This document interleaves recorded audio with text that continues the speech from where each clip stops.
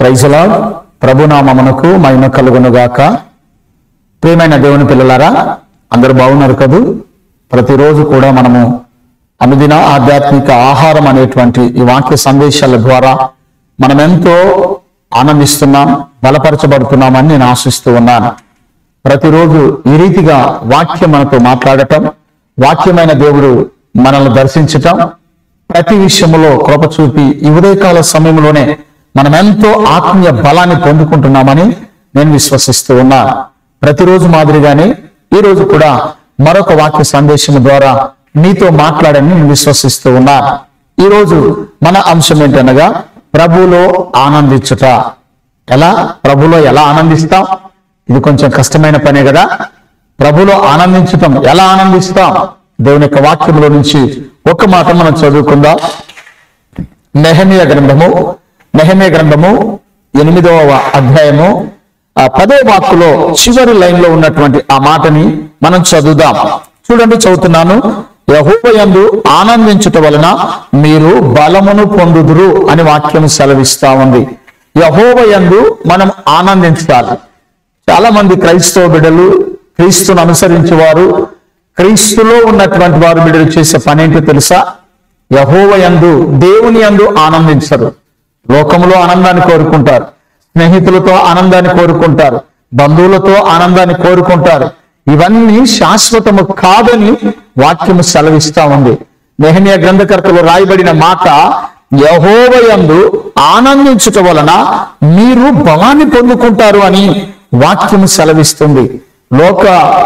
లోకములో ఉన్న ఆనందము మనకు బలం ఇవ్వకపోవచ్చు, స్నేహితుల వల్ల వచ్చింది మనకు బలం ఇవ్వకపోవచ్చు, బంధువులలో వచ్చే ఆనందము మనకు బలం ఇవ్వకపోవచ్చు. కొన్ని సందర్భాలలో మనకు దుఃఖాన్ని మిగిలిస్తుంది, కొన్ని సందర్భాలలో వేదనకు గురి అవుతాం, కొన్ని సందర్భాలలో దుఃఖము విపరీతమైన కట్టలు తెంచుకునే పరిస్థితి వస్తుంది. ఎందుకో తెలుసా? నిందించేవారు ఉంటారు, అవమానించేవారు ఉంటారు, బాధ పెట్టేవారు ఉంటారు, నీ ఆనందమును చూసి తట్టుకోలేని వారు కూడా ఉంటారు. అందుకనే మనమంట యెహోవాని బట్టి ఆనందించాలి, యెహోవాలో ఆనందించాలి, దేవునిలో ఆనందించాలి, ప్రభువులో ఆనందించాలి. వాక్యం చెప్పింది కదా, ఆనందము పరిస్థితుల మీద ఆధారపడి ఉండదు.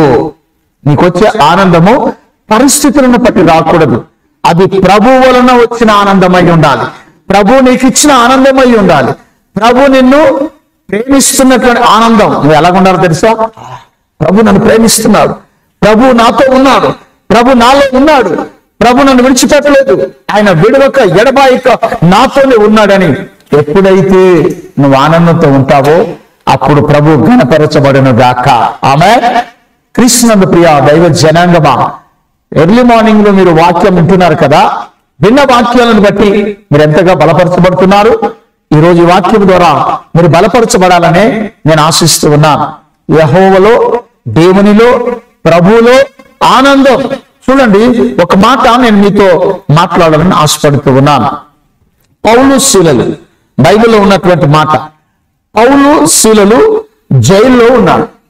పౌలు శీలలు జైల్లో ఉన్నారు. సంఘమంతా దేవుని స్తుతిస్తున్నారు, పాటలు పాడుతున్నారు, ఘనపరుస్తూ ఉన్నారు. చూడండి, వారిలో ఉన్న ఆనందము చూడండి. బాధ వారిని దేవునికి దూరం చేయలేదు. అయ్యో, పౌలు శీలలు జైల్లో పెట్టబడ్డారే, వారు ఖైదీలుగా ఉన్నారే అనే ఆ బాధ వారిని దేవునికి దూరం చేయలేదు. చూడండి, వారిని దేవునికి దగ్గర చేసింది. వారంట ఆనందముతో గంతులు వేస్తూ, ప్రభువులో ఆనందిస్తూ, వాక్యము చెప్పబడినట్టుగా నెహెమీయా గ్రంథం 8వ అధ్యాయము 10వ వాక్కులో చెప్పినట్టుగా రాయబడిన మాట, యెహోవా యందు ఆనందించుట వలన మీరు బలం పొందుకుంటారని ఏ రీతిగా వాక్య లేఖనాలు మాట్లాడాయో ఆ రీతిగానే పౌలు శీలలు ఖైదీలో వాళ్ళు బంధించబడినప్పటికీ, జైల్లో వేయబడినప్పటికీ కూడా వీరి విశ్వాసముతో ఇదిగో ప్రభు సన్నిధిలో, దేవుని సన్నిధిలో వారు పాటలు పాడుతూ దేవుని స్తుతిస్తూ ఉండగానే, దేవునిలో ఆనందముతో ఉండగానే, ఆయనను ఘనపరుస్తూ ఉండగానే, ఆయనను మైపరుస్తూ ఉండగానే ఒక గొప్ప కార్యం జరిగింది. ఏంటో తెలుసా? వారు పాడుతూ ఉండగా, వారు స్తుతిస్తూ ఉండగా, వారు ఘనపరుస్తూ ఉండగా, దేవుని మహిమపరుస్తూ ఉండగా, ఇదిగో చూడండి, ఇదిగో అక్కడ ఉన్నటువంటి సంఖ్యలు, ఇదిగో పౌలును శీలను బంధించినటువంటి ఆ సంఖ్యలు యేసు నామములో విడిపోయినాయంట. దేవునికి మహిమ కలుగునుగాక. చూసారా ప్రియులారా, ప్రభులో ఆనందిస్తే, ప్రభుని స్తుతిస్తే, ప్రభుని ఘనపరిస్తే ఎంత ఆనందమో చూసారా. కష్ట సమయంలో కూడా దేవుడు ఆనందిస్తాడు. శ్రమ దినమున నువ్వు కృంగిన ఎడల చేతగాని వాడవద్దు అని వాక్యం సెలవిస్తుంది.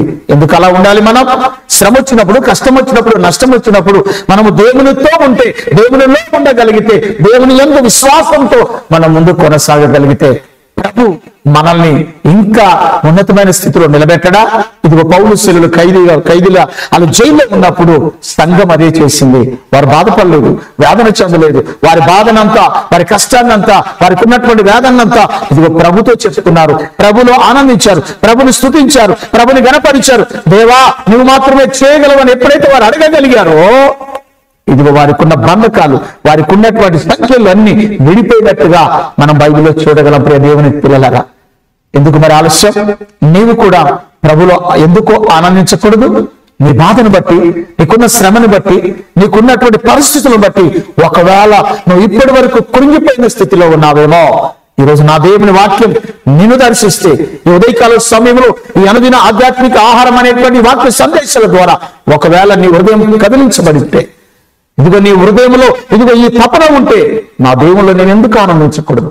పరిస్థితులు నన్ను కృంగతీయకూడదు, వాతావరణం నన్ను కృంగతీయకూడదు, నా బంధువుల మాటలు నన్ను కృంగతీయకూడదు, నా స్నేహితుల మాటలు నన్ను కృంగతీయకూడదని దేవుని మాటల వైపు నువ్వు మనసుంచి, దేవుని చిత్తంలో నిలబడుతూ, దేవుని కృపతో కనిపెట్టుకుంటూ, ఎప్పుడైతే నువ్వు దేవుని సన్నిధిలో స్థిరపరచబడతావో, ప్రభువులో నీ దుఃఖాన్ని, నీ వేదనని, నీ బాధని మర్చిపోయి ప్రభులో ఆనందిస్తావో, నా దేవుడు నీకు నూతనమైన బలమును దయచేయును గాక. ఆయన బలాన్ని మనకు దయచేయును గాక. బంధకాల నుంచి దేవుడు విడుదల దయచేయును గాక.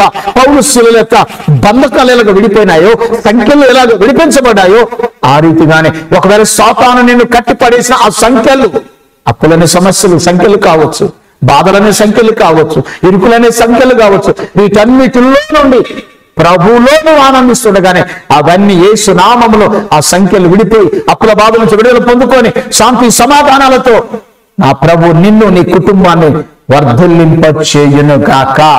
ఈ రోజు మరి ప్రార్థించడం మొదలుపెట్టు, ఈ రోజు మోకరించడం మొదలుపెట్టు, ఈ రోజు ప్రభు తట్టు చేతులెత్తు. నువ్వు ఉన్న స్థలంలోనే రెండు చేతులు ఆకాశం ఉన్న యేసే తట్టు ఎత్తి నువ్వు మోకరించి ఎప్పుడైతే ప్రార్థన చేయగలుగుతావో, ప్రభులో ఆనందిస్తావో, వాక్యము చదువుతావో, ప్రార్థన చేస్తావో, పాటలు పాడుతావో, నా ప్రభు నిన్ను, నీ కుటుంబాన్ని ఆ దినము నుంచే ఆయన కాపుదలలో ఉంచి నిన్ను ఆనందముతో నిలబెట్టి నీ కుటుంబాన్ని నా దేవుడు దీవెనకరంగా ఉంచి నా ప్రభు సన్నిధిలో ఒక బలమైన సాక్షులుగా నా ప్రభు నీ కుటుంబాన్ని నిలబెట్టును గాక. దేవుడు ఈ కొద్ది మాటలను నీ వెనుకల్లో, మనందరి వెనుకల్లో దీవించి ఆశీర్వదించి మన కుటుంబాలకు దేవుడు కాపుదలగా, కంచెగా ఉండి మనలను ఆయన సన్నిధిలో స్థిరపరిచి, బలపరిచి ఆయన నిండైన మేండైన దీవెనల చేత నింపి వాడుకొనును గాక. ఆమేన్. ప్రభు మీకు తోడై ఉండును గాక.